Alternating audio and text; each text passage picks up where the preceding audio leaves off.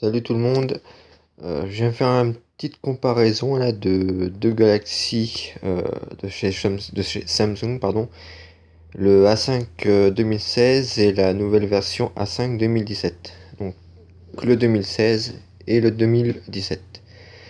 C'est juste pour faire une petite comparaison rapide sur les différences qui sont déjà notables, déjà ne serait-ce qu'au niveau des boîtes.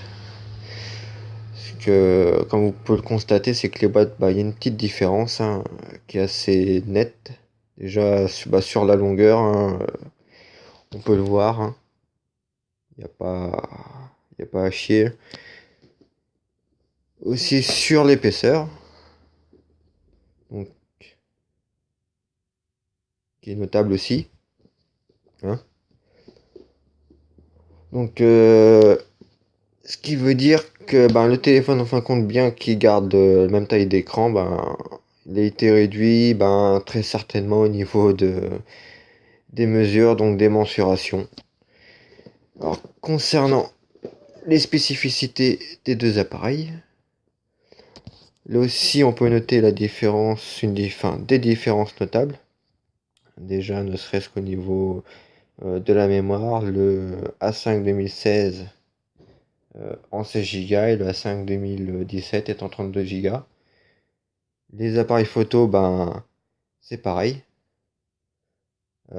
Sur l'arrière, c'est du 13 mégas sur le 2016 et du 16 mégas pour le 2017. Et sur l'avant, c'était du 5 mégapixels pour le 2016 et du 16 pour le 2017. Ensuite, d'autres différences, au niveau du 2017 qui est IP68, donc résistant à l'eau et à la poussière. Aussi au niveau du port micro SD, qui cette fois-ci va jusqu'à 256 Go. Concernant les autres spécificités, euh, la batterie du 2016 est une batterie en 2900 mAh, alors que le 2017 c'est une batterie en 3000. Concernant le processeur aussi augmente, passant de 1,6 GHz à 1,9.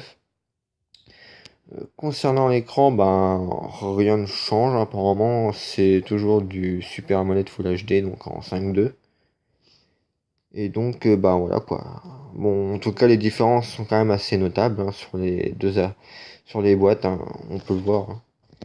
Ce qui tente à dire que le 2017 va être un joli petit monstre.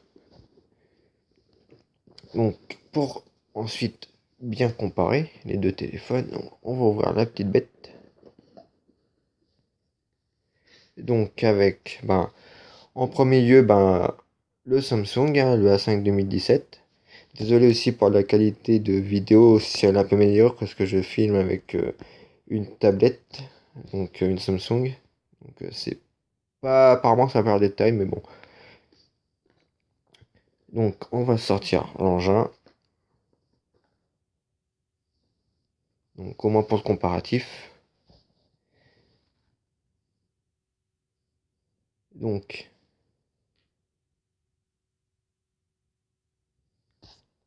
on peut voir quand même que la différence est c'est assez flagrante quoi.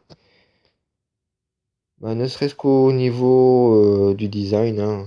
Le 2017 est plus arrondi que le 2016, hein, qui a des angles un peu plus carrés. Euh, Même aussi au niveau de la touche physique, qui avait un contour chromé, et sur l'autre apparemment, il n'y a plus de contour chromé. Ensuite, sur l'arrière, sur l'arrière, pas vraiment de changement, si à part sur l'appareil photo. D'ailleurs, on va voir ça.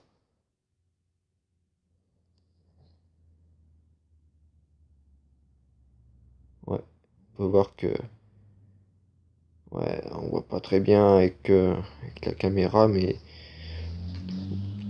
on peut voir que sur la version 2016, la caméra ressort un petit peu.